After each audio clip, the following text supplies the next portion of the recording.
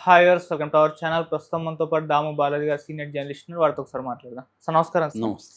Sir, Allu Arjun గారి bail petition మీద విచారణ జరుగుతుంది. అయితే ఆయన రెగ్యులర్ బెయిల్ క్యాన్సిల్ అయ్యే అవకాశం ఉందని వార్తలు వినిపిస్తూ ఉన్నాయి సార్. మరి ఇంకో 2 వీక్స్ తర్వాత, అంటే ఆల్రెడీ 2 వీక్స్ అయిపోయింది మధ్యంతర బెయిల్, ఇంకో 2 వీక్స్ తర్వాత ఆయన మళ్ళీ జైలుకి వెళ్ళే అవకాశం ఏమైనా కనిపిస్తుందా? మీరేం చెప్తారు సార్ దీని గురించి? యాక్చువల్‌గా నిన్న విచారణ జరిగింది. యాక్చువల్‌గా అల్లు అర్జున్ తరపున అశోక్ రెడ్డి మొన్న రెగ్యులర్ బెయిల్‌కి నాంపల్లి ఆహ్, క్రిమినల్ కోర్ట్ అంటారు దాన్ని. Third additional metropolitan sessions court అనమాట. ఓకే. అందులో ఆయన రెగ్యులర్ బెయిల్‌కి పిటిషన్ ఇస్తాడు. అట్లాగే మొన్న ఇది విచారణ కూడా జరిగింది. ఎందుకంటే ఇప్పుడు ఇక్కడ 2 రకాల కోర్టుల్లో ఈయన కేసులున్నాయి. ఒకటేమో క్రిమినల్ కోర్టు నాంపల్లి, రెండోదేమో హైకోర్టు.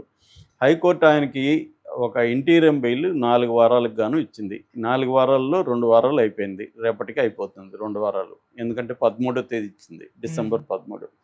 ఇంకా 2 వారాల్లో ఇంటీరియం బెయిల్ అయిపోతుంది. అందుకని ఆయన రెగ్యులర్ బెయిల్ కోసం అక్కడ అప్లై చేశారు. అయితే ఈ లోపల 14 డేస్ రిమాండ్ కూడా అయిపోయింది. 14 డేస్ రిమాండ్ మొన్న 26కి అయిపోయింది. సో 14 డేస్ అయిపోయిన తర్వాత కోర్టు విచారణకి ఆయన పిలిచింది. ఆయన వెర్చువల్గా హాజరయ్యాడు కోర్టుకి. డైరెక్ట్గా వెళ్తే లా అండ్ ఆర్డర్ ప్రాబ్లం అని వెర్చువల్గా అటెండ్ అయ్యాడు. ఇప్పుడు ఆయన రెగ్యులర్ బెయిల్ మీదేమో మండేకి వేసింది. అట్లాగే ఆ కేసుకు సంబంధించిన, అంటే 14 డేస్ అయిపోయింది కాబట్టి ఆ కేసుకు సంబంధించిన విచారణని జనవరి 10కు పోస్ట్పోన్ చేశారు. ఓకే. అయితే ఇప్పుడు ఏంటంటే ఇటు గవర్నమెంటు, పోలీస్ డిపార్ట్మెంటు కౌంటర్ వేయాలి బెయిల్కి. కౌంటర్ వేయమని కూడా కోర్టు ఆదేశించింది. ఎప్పుడైనా ఒక ముద్దాయి బెయిల్ అడిగితే వాళ్ళు కౌంటర్ వేస్తారు. ఇప్పుడు ఖచ్చితంగా ఇక్కడ తెలుస్తుంది మనకి రేవంత్ రెడ్డి ఎంత సీరియస్గా ఉన్నాడు అల్లు అర్జున్ మీద. లేదా మొన్న ఏమన్నా ఇప్పుడు ఒక చర్చ నడుస్తుంది కదా, ఆల్రెడీ రాజీ కుదిరిపోయింది, అంతా అయిపోయింది అని మాట్లాడుతున్నారు. దీంట్లో రకరకాలుగా అంబటి రాంబాబు లాంటి వాళ్ళు ఇంకా ఎక్స్ట్రీమ్గా డబ్బులు వెళ్ళిపోయినాయి ఇట్లా మాట్లాడుతున్నారు. ఏదేమైనా ఆయన అహం చల్లారింది, వీళ్ళందరూ వెళ్ళి ఆయన కాళ్ళకు మొక్కారు అనే స్థాయిలో మాట్లాడుతున్నారు. నిజానికి వీళ్ళందరూ వెళ్ళి వరుసగా క్యూలో నిలబడి వెయిట్ చేసి రేవంత్ రెడ్డి అహాన్ని చల్లార్చి వచ్చారు. సో ఇప్పుడు ఇంకా అల్లు అర్జున్ కూడా సెటిల్ అయిపోయింది.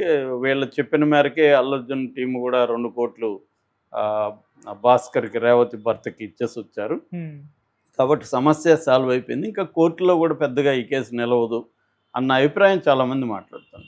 మామూలుగా స్ట్రిక్ట్గా కోర్టులో ఇది చేసిన చాలామంది సుప్రీంకోర్టు అడ్వకేట్ల అభిప్రాయాలు కూడా నేను విన్నాను. ఎందుకంటే ఇది నేషనల్ వైడ్ డిస్కషన్ జరిగింది కాబట్టి సుప్రీంకోర్టు కూడా అడ్వకేట్స్ కూడా ఈ కేసును పరిశీలించి ఏ సెక్షన్లో పెట్టున్నారు అనేది చూసి వాళ్ళు చెప్పింది కూడా ఏంటంటే, అంటే 3 సెక్షన్లు పెట్టారు. ఒకటి 105 BNS, Bharatiya Nyaya Sanhita, culpable homicide not amounting to murder. అంటే నాలెడ్జ్ ఉంది కానీ ఇంటెన్షన్ లేదు. అంటే నేను వెళ్తే చనిపోవచ్చు అన్న ఒక నాలెడ్జ్ అతనికి ఉంది కానీ చంపాలనే ఇంటెన్షన్ లేదు.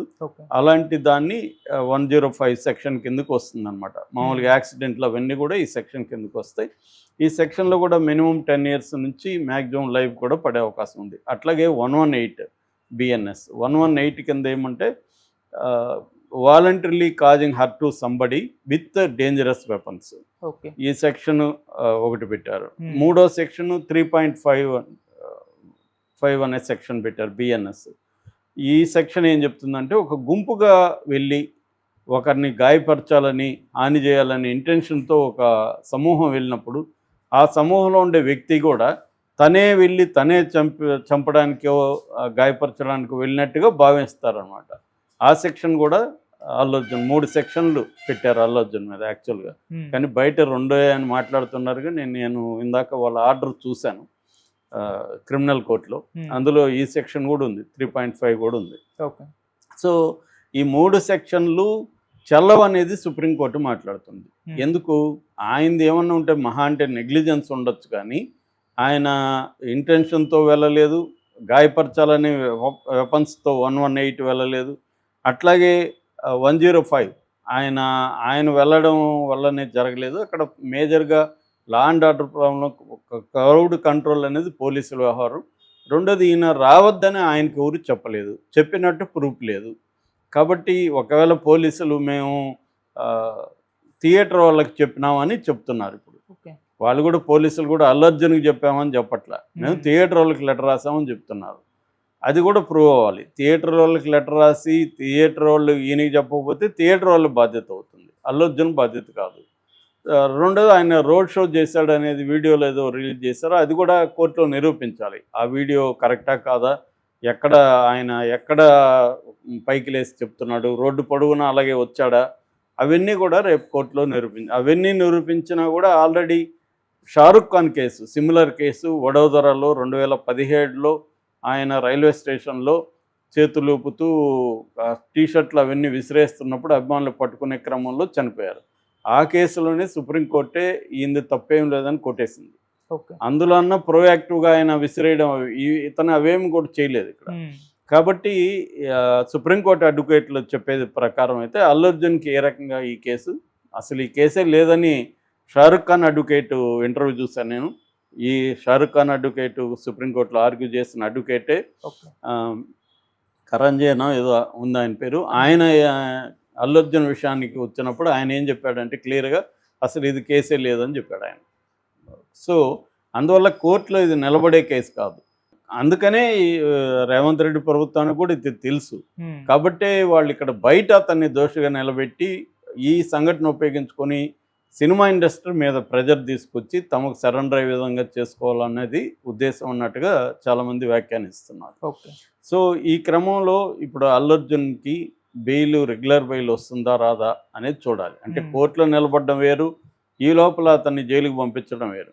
సో ఇప్పుడు కానీ జైలుకి పంపించాలని కానీ రేవంత్ రెడ్డి ప్రభుత్వం సీరియస్గా అనుకుంటే ఇక్కడ సీరియస్గా అపోజ్ చేస్తారు.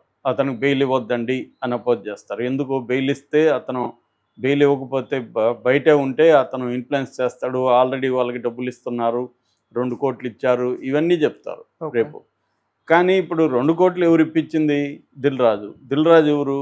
FDC chairman. So Dil Raju Revanth Reddy సలహాతోనే అది చేశాడనే వార్త బయటకు వస్తుంది. మరి వీళ్ళే 2 కోట్లు ఇప్పించినప్పుడు మామూలుగా అయితే లీగల్గా ఇవ్వకూడదు. ఎందుకు? ఆయనే నీ మీద కేసు పెట్టినప్పుడు ఆయనకు నువ్వు వెళ్ళి డబ్బులు ఇస్తే ఆయన నీ కేసును విత్డ్రా చేసుకుంటే రేపు చెల్లదు మామూలుగా అయితే. సో వీళ్ళు ఇచ్చారంటేనే ఏదో ఒకటి జరిగింది, ఒక ఒప్పందం జరిగింది, అందుకే 2 కోట్లు ఇప్పించారు అనేది క్లియర్గా అర్థమవుతుంది. లేకపోతే అల్లు అర్జున్ తను ఒక్కడే ₹1 కోటి ఇచ్చాడు, మిగతా ఇద్దరు కలిసి 50 లక్షలు, అంటే డైరెక్టర్ 50 లక్షలు, ప్రొడ్యూసర్ 50 లక్షలు ఇచ్చారు. సో అంటే అర్థమేమి, అల్లు అర్జున్ తన మీద ఎవడైతే కేసు పెట్టాడో వాళ్ళ భార్య చనిపోతే వాళ్ళకి డబ్బులు ఇవ్వడం అనేది లీగల్గా ఇబ్బందికరం. ఇప్పుడు నేను ఎవరినో చంపేసి నేను డబ్బులు ఇచ్చేసి వాడికి నా కేసు విత్డ్రా చేయించాను అనుకో, లీగల్గా రేపు ఎట్లా అది కుదురుతుంది? కోర్టు ఒప్పుకుంటుందా?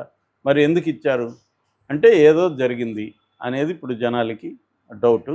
సో ఈ బెయిల్ని పోలీసులు ఎంత గట్టిగా వ్యతిరేకిస్తారు అనే దాన్ని బట్టి ఇతనికి బెయిల్ క్యాన్సిల్ అవుతుందా, అంటే వీళ్ళు ఇచ్చింది అయిపోగానే రెగ్యులర్ బెయిల్ రాకపోతే ఆయన జైలుకి వెళ్ళాలి. సో ఇంకా 2 వారాలు టైం ఉంది.